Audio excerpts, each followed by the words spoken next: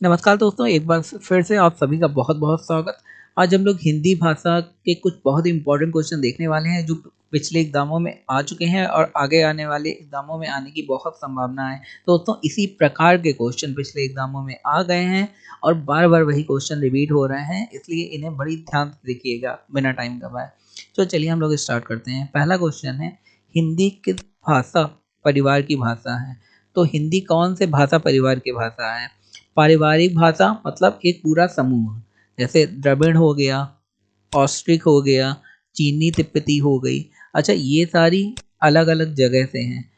हिंदी किसका समूह है? ये है भारूपीय भाषा का समूह। ठीक है, ये काफ़ी इंपॉर्टेंट क्वेश्चन है और कई बार आपने देखा होगा, लेकिन टाइम पे ध्यान नहीं रहता तो फिर क्या फ़ायदा है ऐसे पढ़ने का। हिंदी भाषा का जन्म हुआ, हिंदी भाषा का जन्म कैसे हुआ?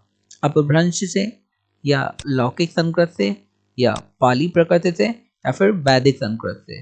अच्छा, आप इसमें कंफ्यूज हो जाएंगे कहाँ से जन्म हुआ। हिंदी भाषा का जन्म हुआ है अपभ्रंश से। ठीक है, इसमें आप वैदिक संस्कृत, पाली, लौकिक संस्कृत ऐसा कुछ लगा के नहीं आएंगे, ये सब कंफ्यूज करने के लिए दिए हैं। अपभ्रंश से हिंदी भाषा का जन्म हुआ। थोड़ा मैं हिस्ट्री बता देता हूँ। हिंदी भाषा पारसी भाषा से निकली है और बहुत सारी भाषाएं पारसी भाषा से निकली हैं। पारसी भाषा ईरान में बोली जाती है और वो सबसे पुरानी भाषा है।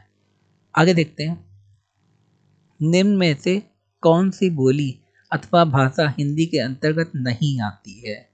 कन्नौजी, ये कन्नौज में जो लोग रहते हैं वो कन्नौजिया बोलते हैं।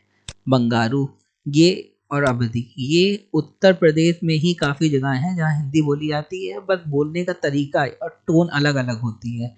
तो कौन सी नहीं आती अंतर्गत? ये तो सब टोन अलग है लेकिन आती तो हिंदी के अंदर में है। लेकिन तेलुगु जो है वो हिंदी के अंदर में नहीं आती, ऐसे आपको समझना है। क्वेश्चन सिंपल है लेकिन समझने का ट्रिक है। आगे देखते हैं, हिंदी की विशिष्ट बोली ब्रजभाषा किस रूप में सबसे अधिक प्रसिद्ध है?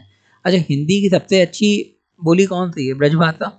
सुना होगा बचपन से। किस रूप में सबसे ज़्यादा प्रसिद्ध है? राजभाषा के रूप में, तकनीकी भाषा के रूप में, राष्ट्रभाषा के रूप में, या काव्य भाषा के रूप में? ब्रजभाषा आपने पढ़ा होगा हिंदी में कि सबसे ज़्यादा काव्य में यूज़ करी गई है। जितने भी हमारे कवि रहे हैं पुराने, बहुत पुराने, उन्होंने सबने ब्रजभाषा का यूज़ करा है क्योंकि ये सबसे सुइटेबल, सबसे अच्छी भाषा थी। ठीक है, आगे देखते हैं, भारतवर्ष में हिंदी को आप किस वर्ग में रखेंगे? राजभाषा के वर्ग में, या राष्ट्रभाषा के वर्ग में, या विभाषा के वर्ग में, या तकनीकी भाषा के वर्ग में? अच्छा, एक चीज़ इसमें समझिए कि जो राष्ट्रभाषा के रूप में अगर आप रखेंगे, आपके दिमाग में यही चल रहा होगा, लेकिन हिंदी को राष्ट्रभाषा नहीं माना जाता है। साउथ के स्टेट हैं उनकी अलग भाषा है, पूर्वोत्तर के स्टेट है उनकी अलग भाषा है, इसलिए हिंदी खाली हिंदी हार्टलैंड में बोली जाती है जो बीच के राज्य हैं, इसलिए इसे राजभाषा के रूप में रखेंगे, ना कि राष्ट्रभाषा के रूप में। तो इसमें बिल्कुल कंफ्यूज ना होइएगा। आगे देखते हैं, क्वेश्चन दिया है, ढूढ़ाली बोली है।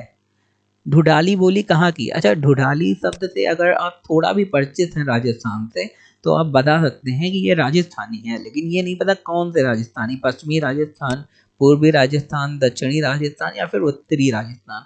तो ये है पूर्वी राजस्थान से। ये काफ़ी इंपॉर्टेंट क्वेश्चन है।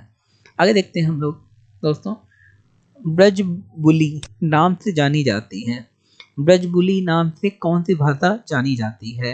यहाँ मल्टीपल को आंसर दिए हैं, पंजाबी, मराठी, गुजराती, या फिर पुरानी बांग्ला। कौन सी है जो ब्रजबुली नाम से जानी जाती है?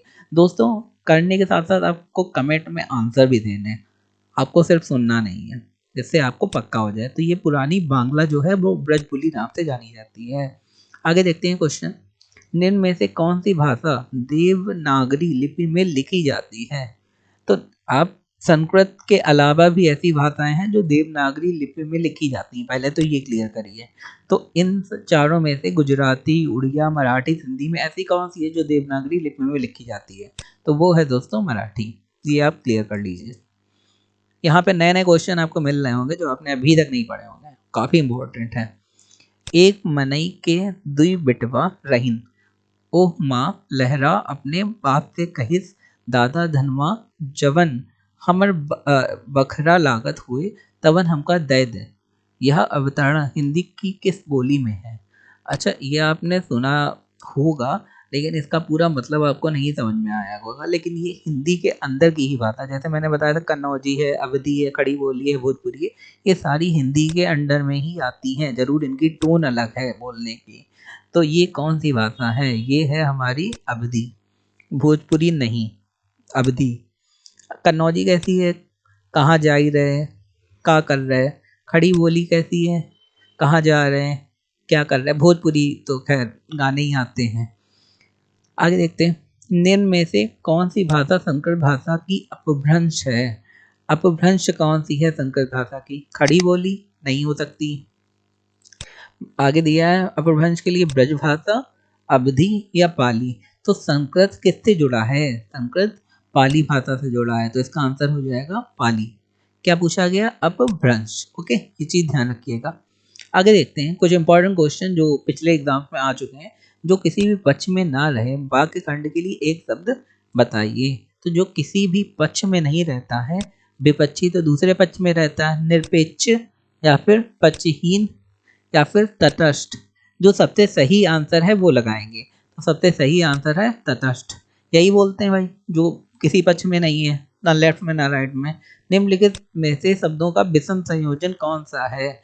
विषम मतलब रस्सी है तद्भव, सरकारी है फारसी, लीची है तुर्की, पुरोहित है तत्सम। तो आपको कौन सा विषम लग रहा है? जो रस्सी है वो तद्भव नहीं है, ये तत्सम है। तो यही सबसे विषम रूप है। आगे देखते हैं, उस शब्द का चयन कीजिए जिसका अर्थ गहरे काले शब्द छपे शब्द के निकटतम है। जब मैंने मरुस्थल में एक मरुद्यान देखा तब मैं चिल्ला पड़ा। तो मरुद्यान का अर्थ पूछा गया है।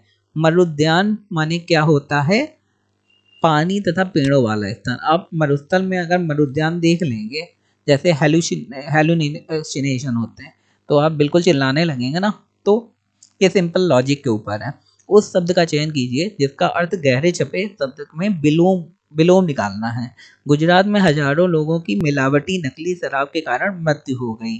तो नकली माने फेक, और फेक का विलोम क्या होता है? Opposite, genuine. अच्छा, जेन्युइन ही यहाँ दिया हिंदी में है, लेकिन जेन्युइन को इंग्लिश में बोलते हैं। जेन्युइन माने होता है असली, और मिलावटी माने नकली। ठीक है। तमस उपन्यास के लेखक कौन है? लेखक बहुत आते हैं, आ भी चुके हैं। तो तमस उपन्यास के लेखक भीष्म साहनी हैं। निम्नलिखित में से शुद्ध वाक्य कौन सा है? बच्चे छत में खेल रहे हैं, या फिर बच्चे छत के ऊपर खेल रहे हैं, या फिर बच्चे छत पर खेल रहे हैं, या फिर बच्चे छत के अंदर खेल रहे हैं। तो अंदर नहीं खेल सकते ना, बच्चे छत के ऊपर खेल रहे हैं। छत के ऊपर कैसे खेला जाता है? आगे, बच्चे छत में खेल रहे हैं, छत के अंदर भी नहीं खेल सकते हैं। तो बच्चे छत पर खेल रहे हैं, ये सही हो जाएगा आपका। दोस्तों, अगर आपको हमारा वीडियो अच्छा लगा, हमारे चैनल को लाइक शेयर सब्सक्राइब जरूर कर दें। धन्यवाद।